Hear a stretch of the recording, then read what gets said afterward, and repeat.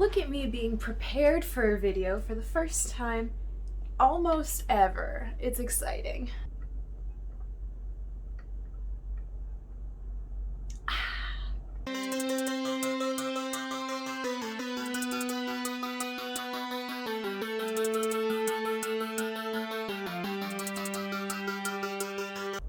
Hey everybody!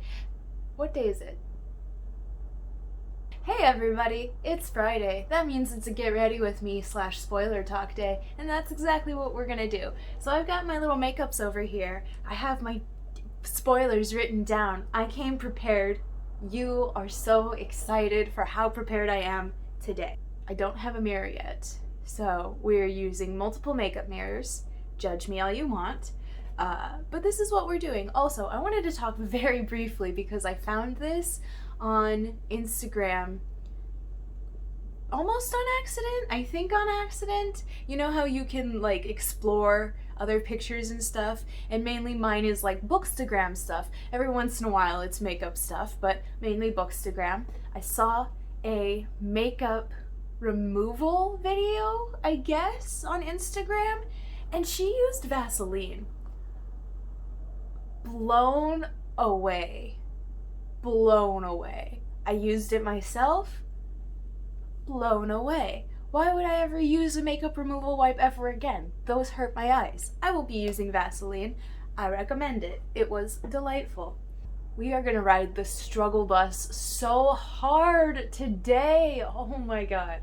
Alright. We're just gonna start. So I'm using pretty much all the same products as last time. I don't think we're gonna do the liquid eyeliner again. Oh. I try it every day. I struggle bust it the whole time. It's not fun for me. I'm thinking about going to pick up just a stick because I can at least practice with that and not like... Because there was one time I painted, okay, it's like painting your nails. You can get too much paint on the little brush, and I did that and it felt like my eyelid was drooping. I will get a pen eyeliner, we'll try it next time. Maybe I'll also get a better mirror because I need to talk about the book.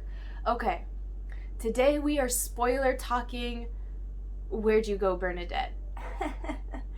It's over there. It's on my shelf. I'll also post it right there on the video so you can see it. Where'd You Go, Bernadette is broken up into 5 parts. 5 parts? I'm sorry, 7. It's broken up into 7 parts. So I was going to talk about each of those parts and all of the spoilers. I read this in my reading vlog that came out on Monday, and in that vlog I said I would love to do a spoiler talk on this because it's so much. I want to talk about it all in detail. I want to tell you about it. So, 7 parts. We'll go one by one. Hang on. Before we get involved, I'm going to clarify some characters. Bernadette being the mom.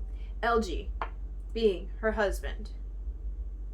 Mackenzie using the mirrors. Okay. LG being her husband. Oh my god, that was a lot. Oh my god. I told you we were gonna ride the struggle bus so hard today. So hard today. Oh my god. Okay. So, Bernadette is Bernadette. She is a mom. Her daughter's name is B. Her husband's name is LG. Okay? Are you following? There are these moms. They're called Nats. They are like the PTA moms, the moms who are too involved, but their kids also suck. They're awful. They're truly awful. Like, I thought when they were describing what the Nats were, I was like, oh, okay, yeah, like, I've seen people like that before. I know what they mean. No. No.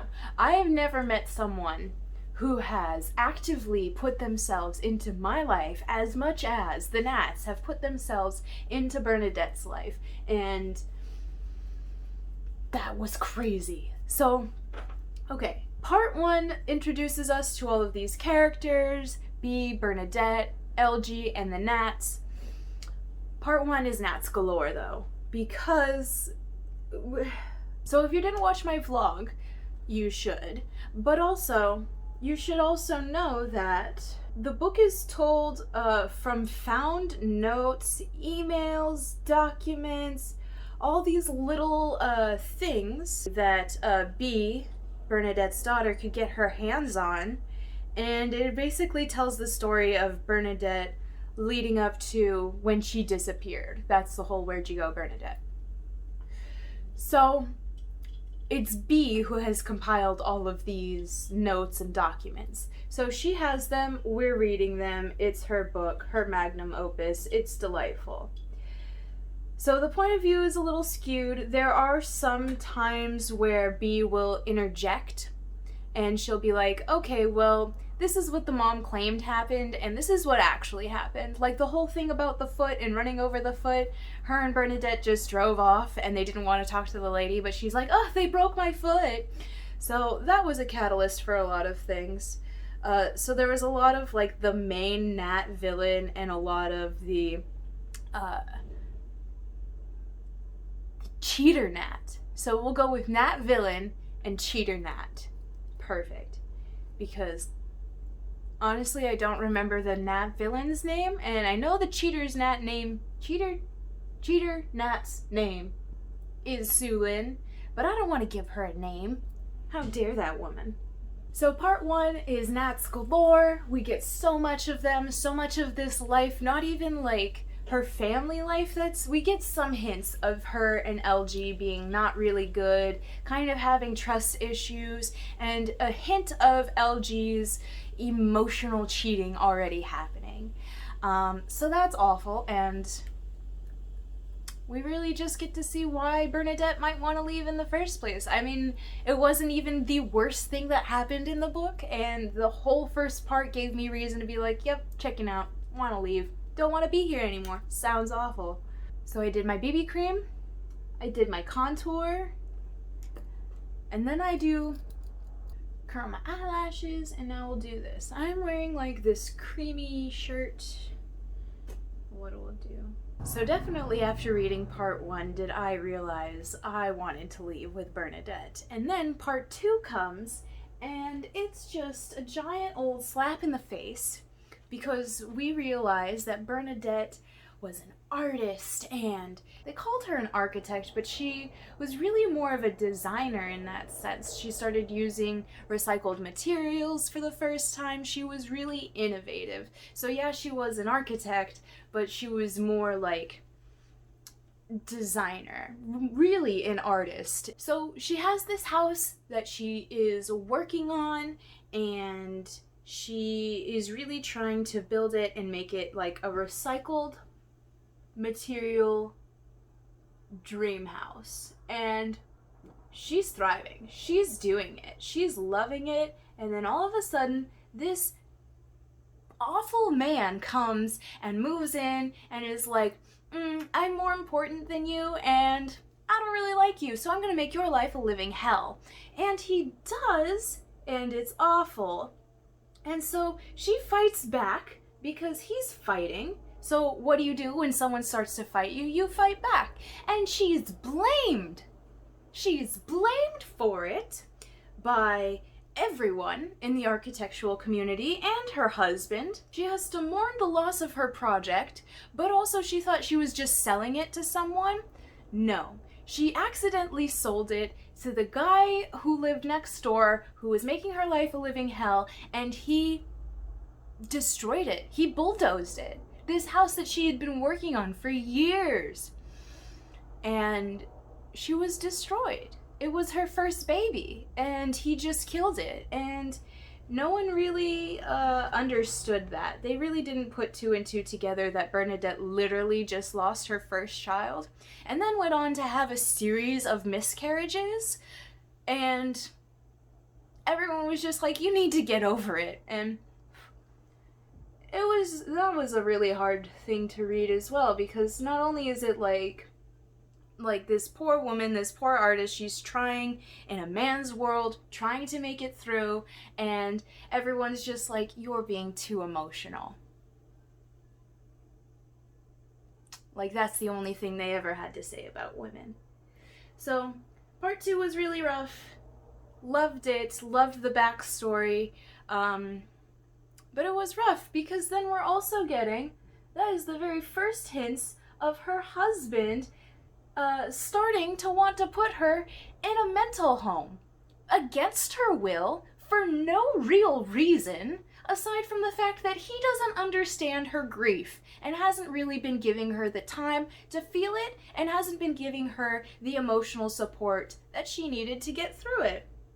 So instead of doing any of that, claiming his own, or even talking to Bernadette about his feelings, he decides to contact a psychiatrist and try to get her put in a home against her will.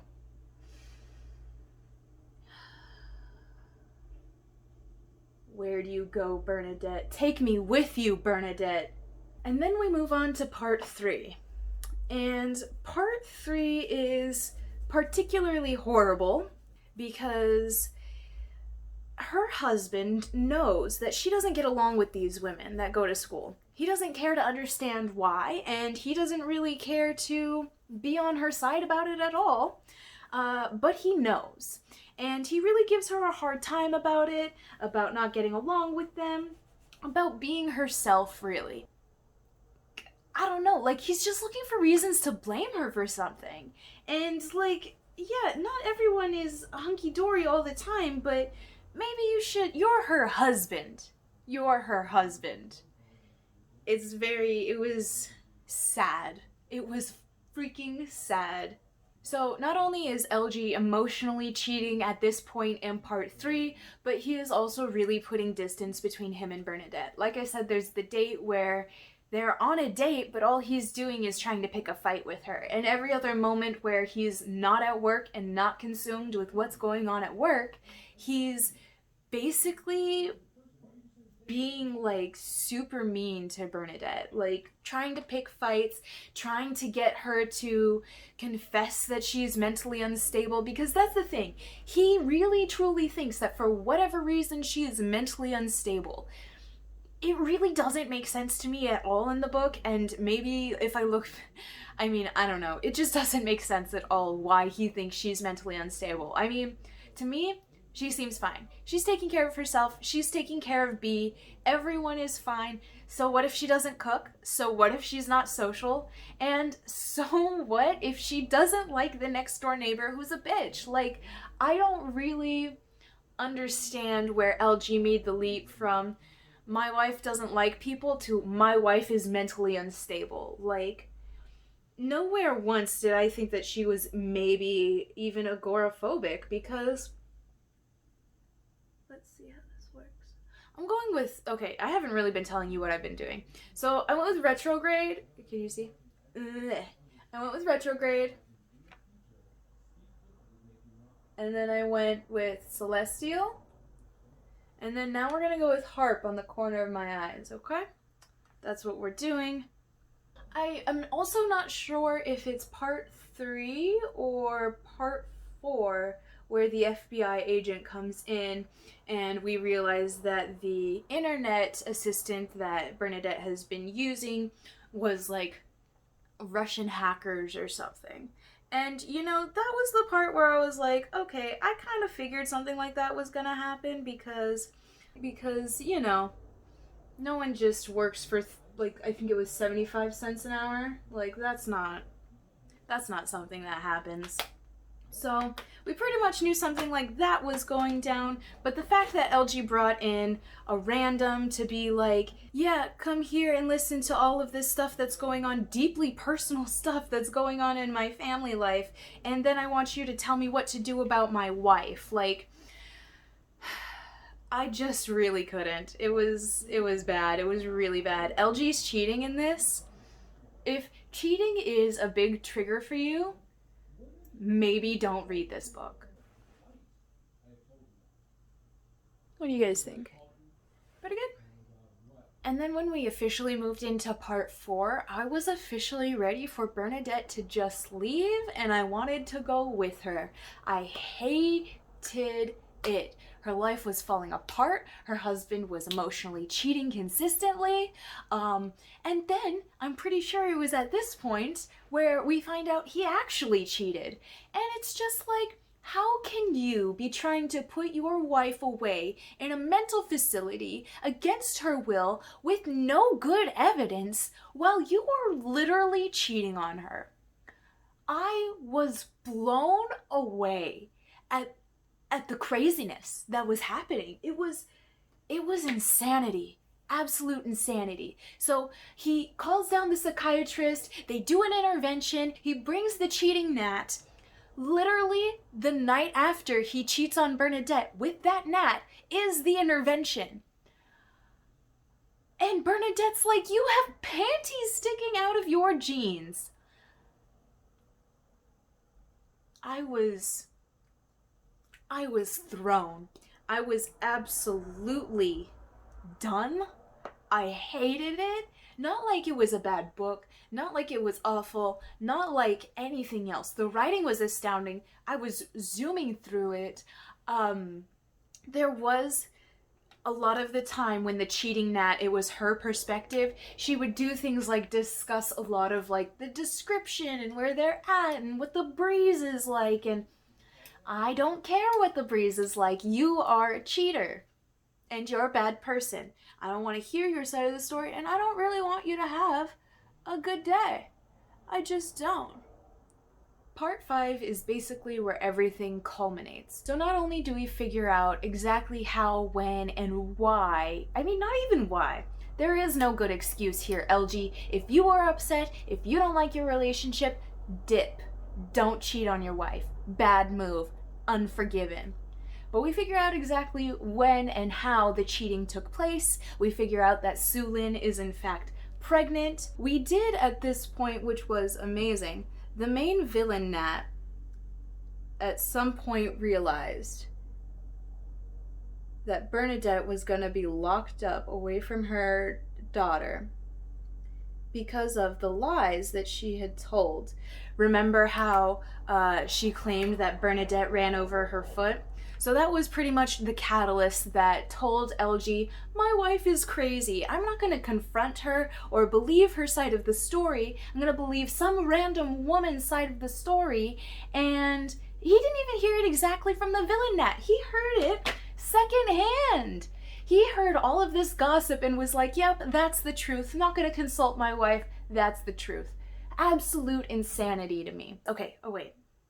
So the villain realizes Bernadette's going like to a mental hospital if I don't help her. So she saves her from the intervention that's going on, pulls her out of the house, helps her escape, tells her everything. She didn't know at this point that LG was having an affair with Su-Lin, and she didn't know that Su-Lin was pregnant yet, but she basically put it all together and she dipped. She ran away, and I was like, good for you. You know, good for you. Good for you. We loved it. I was stoked. But then we come to part 6, and this is where it switches, and it's all in B's perspective. So she's telling the story basically. I think there might be like 1 or 2 parts where it's like a note or something from Su-Lin, or maybe the villain Nat, but mainly it's all B. And she is convinced her dad to take her to Alaska because she knows that that's where Bernadette is. So she convinces her dad to take her, and they go. And it's truly sad, this part. Like, yeah, Bernadette's life was sucking. It was awful. Her husband was the worst. She had no support system. She had no friends. And it was horrible. But what we weren't seeing and what we weren't getting was B's and Bernadette's relationship at the forefront. It was always on stage, but it was never at the center. And in this part, you really get to see how B really felt about her mom, how much she loved her, how much she was her hero, and how much she was broken by feeling like Bernadette was missing. and gone, like she just disappeared without her. And it was so heartbreaking to see that amongst all of this adult turmoil that was going on, there was this very sweet relationship between this mother and daughter that really was the driving force of saving them and finding them. It was beautiful. It was a great little wrap up part that just it really filled out the picture of who Bernadette was, how she could have left, why she left, and how bad your life really has to get before you can make some changes, make real changes that will last and that will make you happy. It was great. And then we move to part 7, which is the missing letter from Bernadette, which is why she was missing. So she wrote a letter to B explaining everything, telling her where she was, what she was doing, and if B was okay with her staying a couple more months to be an artist, so that way she could create something. So it was really sweet to know that Bernadette never was just going to leave B without knowing. She told her exactly what happened. Bernadette's the one who told the villain Nat to give all of the information to B. Bernadette has always been about giving B the whole picture and letting her figure out what's best for her. And it was so sweet at the end to really have that culminate and just have a little bow popped on top too. There was a little brief part in part 7 about LG and about how the affair he was having was nothing, and she was telling B don't worry about it because if he hasn't swatted her away already, she will when she gets back. And it kind of felt like the author was telling us don't worry, like that part isn't the important part.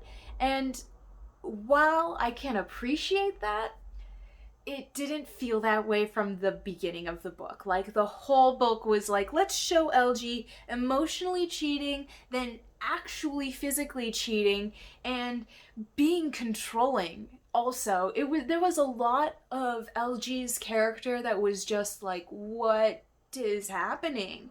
I mean, a lot was happening with Bernadette too, but at least we got the explanation that she was grief-stricken for years and had no outlet for her creativity or anything. So we kind of got to understand Bernadette, but I didn't really understand LG. Like, he was just a guy who put his job before his family and never re-emotionally connected with his wife after she had a bunch of miscarriages. He didn't handle her grief. He didn't communicate with her. And yeah, she didn't communicate with him either, but she was grief-stricken. Not only did she lose her first child in a home that she had been building for years, but then she lost, I think, like a handful of miscarriages. That's kind of horrible. And LG just nothing. And I think one of the real defining moments of like, wow, do you really want to be with your wife, was during the intervention, because interventions are supposed to be about love and how I love you and I want you to be better and I want you in my life and da-da-da.